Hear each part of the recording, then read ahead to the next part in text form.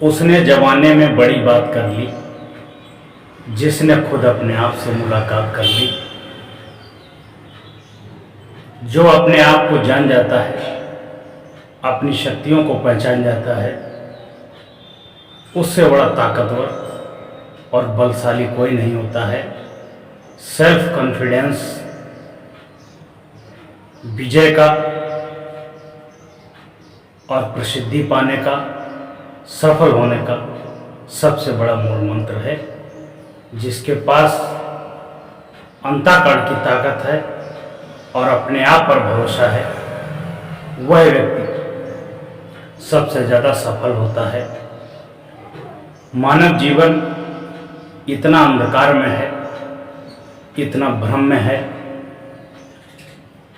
सूर्य को जल देगा, उस पर विश्वास कर लेगा, गाय को चारा खिलाएगा और उसके पैर भी छू लेगा, उस पर भी विश्वास है, कुछ ठीक हो जाएगा।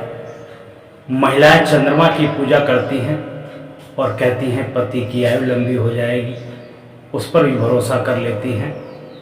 पेड़ों में धागा बांध देती हैं, उस पर भी भरोसा करती हैं। तरह तरह के गंडा ताबीज, उस पर भरोसा करती हैं। लाल पीले धागे, उस पर भरोसा करती हैं।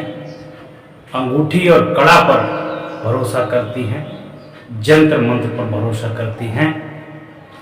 लेकिन अपने अंतःकरण पर, अपनी ताकत पर, अपने कॉन्फिडेंस पर बिल्कुल भरोसा नहीं है। जिसको अपने आप पर भरोसा नहीं होता है, वह जीवन में कभी सफल नहीं होता है। जिसके पास अपनी ताकत नहीं होती है, वो जीवन में कुछ भी नहीं कर सकता है। इसलिए आपने देखा होगा, बहुत से लोग ऐसे हैं जो जीवन में एक निर्णय नहीं ले पाते हैं। 10 लोगों से पूछते हैं और उसमें बहुत से गलत सलाह भी देते हैं, फिर भी वो मूर्ख, वो बुद्धू व्यक्ति जहाँ का तहाँ पर ही खड़ा रहता है और अंत में अपना मूर्खता पूर्वक बुद्धि लगाकर उल्टे ही आचरण करता है, क्योंकि उसके पास अपना स्वयं का बुद्धि विवेक नहीं है, अपने स्वयं पर विश्वास नहीं है।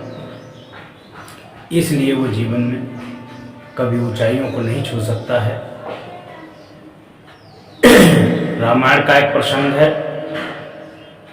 जब सीता माता का हरण हुआ था, तो रावण जब सीता को लेके जा रहा था तो जटायु ने प्रहार किया था। तो रावण ने अपनी तलवार निकाल करके जटायु के पर काट दिए थे। और जब राम लक्ष्मण सीते की खोज करते करते आए, उन्होंने देखा कि जटायु मरा पड़ा हुआ है। जटायु को उठाया और उसका खून साफ किया। उससे पूछा कि हे गिद्धराज, तुम्हारे साथ ये क्या घटना हुई है? तब उन्होंने बताया कि किसी स्त्री का हरण करके दुष्ट पापी रावण ले जा रहा था, तब मैंने उसके ऊपर प्रहार किया और उसने अपनी तलवार से मेरे पैर काट दिए। अब मैं जीने लायक नहीं रहा हूँ, अब मैं मोक्षधाम को जाता हूँ। तो राम ने कहा कि वो नारी कोई और नहीं थी, वो हमारी धर्मपत्नी सीता थी। गिद्धराज ने कहा कि आपकी गोद में, आपके हाथों में हंसते हंसते मेरी मृत्यु हो रही है और मैं जाकर के स्वर्ग में आपको पिता को बताऊंगा कि आपकी पुत्र वधू का हरण हुआ है, राम व्याकुल हैं, उनको बचाने के लिए मेरी मृत्यु हुई है। राम ने अपनी दृढ़ संकल्प इच्छा और आत्मबल और विश्वास से कहा कि हमारे पिता दशरथ को ऐसी सूचना मत देना, यदि ऐसी सूचना दोगे तो वह वहाँ व्यथित और परेशान होंगे कि हमारा पुत्र संकट में था, हमारी पुत्र वधू भी हरण हो गई है। उसके बदले में मैं राम को मारकर राम के मुख से स्वयं अपने पिता को बतवाऊंगा कि तुम्हारे बेटे राम ने क्या किया और क्या उनकी वीर गाथाएं थी। जब रावण का वध होता है, स्वर्ग में जाता है। स्वर्ग में दशरथ पूछते हैं कि रावण तुम इतने बलशाली, इतने बलवान, इतने धनवान, इतने बुद्धिमान, तुम्हारी कैसे मृत्यु हुई और तुम कैसे आए?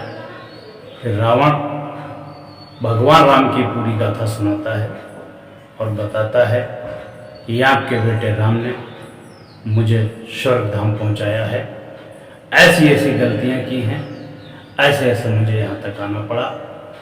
तो कहने का भाव है कि भगवान राम छोटे से मामूली से साधु सन्यासी थे। उनको पता भी नहीं था कि उनकी पत्नी को रावण हर के ले गया है। वो इतना बलशाली कि उनका एक पुत्र भी इंद्र को बांध के लाया था, काल को स्वयं अपनी कुर्सी से बांध कर रखा था, और उन्होंने अपने कॉन्फिडेंस से कह दिया कि मैं रावण को मारकर ही रावण के मुख से अपनी गाथा अपने पिता तक पहुंचाऊंगा। इसलिए समय निकाल करके थोड़ा अपने बारे में चिंतन और मनन करिए और अपने आप को, अपनी शक्तियों को पहचानिए कि मैं कौन हूँ और क्या कर सकता हूँ और क्या कर रहा हूँ। अपनी शक्तियों का सही उपयोग करिए, सही क्षेत्र में उनका यूज करिए। आपकी दिन प्रतिदिन उन्नति होती रहेगी। दूसरों की अलम दलाली करते करते, दूसरों की चापलूसी करते करते एक दिन आपका अस्तित्व मिट जाएगा। आपका समाज में वर्चस्व खत्म हो जाएगा। आपका घर का कुत्ता भी आपकी बात नहीं मानेगा। आप सबसे गिरे हुए, सबसे नीच क्वालिटी के व्यक्ति कहलाओगे। इसलिए अपने अंतःकरण को, अपनी स्वयं की शक्तियों को जागृत करिए और कार्य